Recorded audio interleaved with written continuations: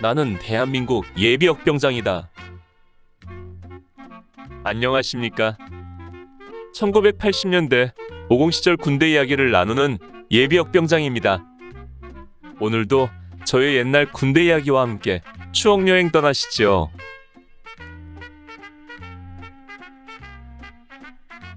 나의 상병 시절 192번째 이야기. 연대 김장하던 날. 32연대 김장하던 날.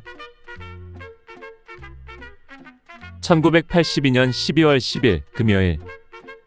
이날은 야간 전술 종합 훈련을 마치고 복귀한 다음 날이라 훈련 후 정비를 하는 날이었습니다. 그리고 주말로 이어지는 날이었으므로 조금은 여유 있게 하루를 시작했습니다. 이제 나는 소대 내 최고참 중 한 사람으로서 훈련 후 정비에 직접 할 일은 없었기 때문입니다. 침상에 앉아 그동안 밀린 편지를 쓰면서 오전을 보내고 있는데 오전 9시쯤 중대 서기병이 소대문을 열고 들어오더니 내게 말했습니다. 윤삼병님, 연대 군종부에서 연락이 왔는데 각 중대 군종병들은 교회로 오시랍니다. 무슨 일인데? 이유는 말하지 않고 10시까지 오시라고 했습니다. 그 중대 서기병은 본래 우리 화기소대로 전입되었다가 중대본부로 전출된 후임이었습니다. 소대에 있을 때 내가 많이 챙겨주었는데 그래서 평소에도 나를 좋아하는 친구였습니다. 나는 즉시 복장을 갖추고 소대장과 주번하사에게 보고한 다음 연대 위병소 뒤에 있는 철혈교회로 갔습니다. 앞서 말한 것처럼 철혈교회는 제32연대 군인교회로 나중에 독수리교회로 이름이 바뀌었더군요. 교회에 가보니 각 중대 군종병들 10여 명이 와 있었습니다.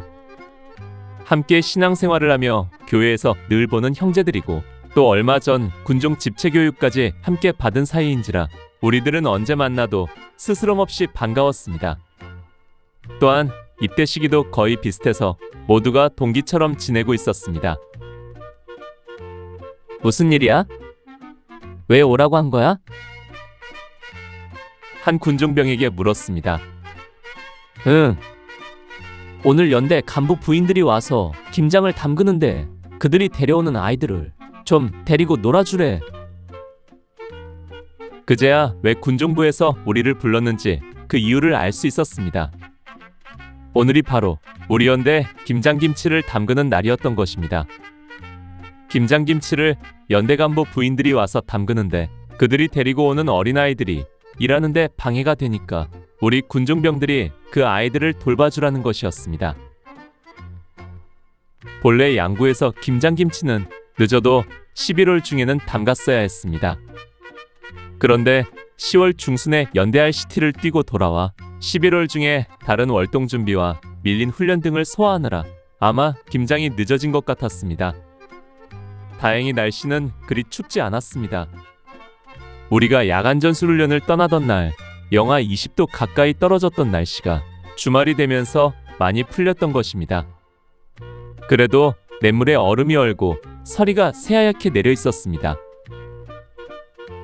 우리들은 곧바로 연대 김치창고 앞으로 갔습니다. 연대 김치창고는 연대 정문에서 1대대와 2대대로 오르는 길 우측에 있는 창고였습니다. 김치창고 앞마당에 가보니 이미 수십 명의 아낙네들이 와서 김장할 준비를 하고 있었고 이들을 도와줄 수십 명의 현역 사역병들도 와 있었습니다. 배추는 이미 절여져서 위병소 앞을 흐르는 시냇물에서 현역 사역병들이 씻어 리어카로 실어 나르고 있었고 한편에서는 양념과 야채들을 섞어서 김장속을 만들고 있었습니다.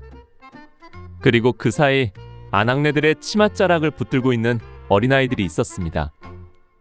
갓난아기를 업은 사람도 있었지만 대체로 서너 살 정도 되는 아이들이었고 숫자는 20여 명 정도 되었습니다.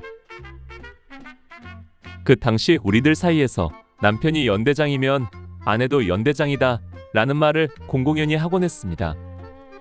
아마 지금도 그렇겠지만 부대 내 간부들의 아내들에게는 연대장 부인이 연대장과 같은 권세와 권위가 있다는 말이었지요.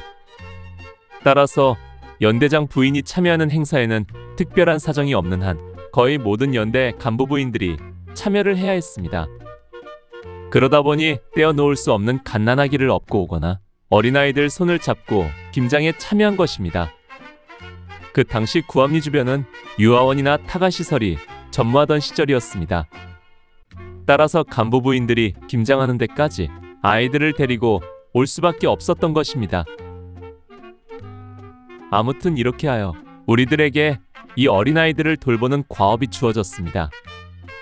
우리들은 먼저 엄마 치맛자락을 붙들고 있는 아이들을 떼어내어 한 곳으로 모으는 작업부터 시작했습니다. 얘야, 우리 저기 가서 과자 먹지 않을래?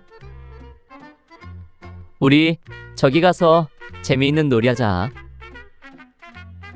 저기 가면 동화책 있어. 아저씨가 동화책 읽어줄게. 우리들은 각계격파 전술로 아이들을 하나하나 엄마 품에서 떼어 교회로 데려왔습니다. 끝까지 떨어지지 않으려는 아이들에게는 직접 과자와 사탕을 들고 가서 꼬드겨 오기도 했습니다. 만만치 않은 분리작전을 마치고 마침내 교회 안에 아이들을 모아 긴급 유치원 놀이가 시작되었습니다. 먼저 준비한 과자와 사탕으로 그들의 환심을 사고 이어서 피아노를 치고 노래도 부르고 동화책도 읽어주고 놀이도 했습니다. 군중병 중에는 신학대학을 다니며 교회에서 교육전도사를 하다 온 친구들도 있어서 나름대로 아이들을 데리고 노는데 일가견이 있는 사람들이 있었습니다.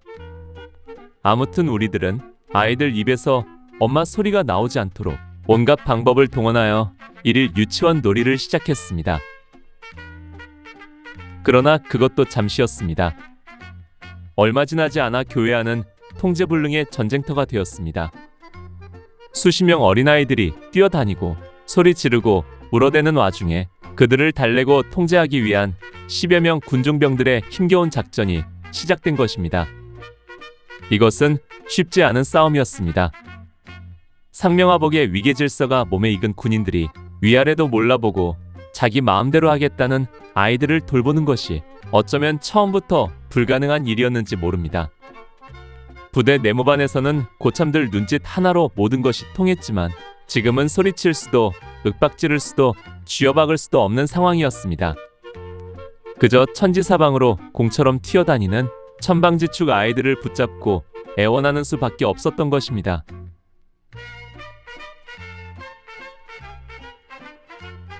오늘 추억여행에 함께 해주셔서 감사합니다. 다음 이야기를 기대해 주시고 구독과 좋아요 부탁드립니다. 항백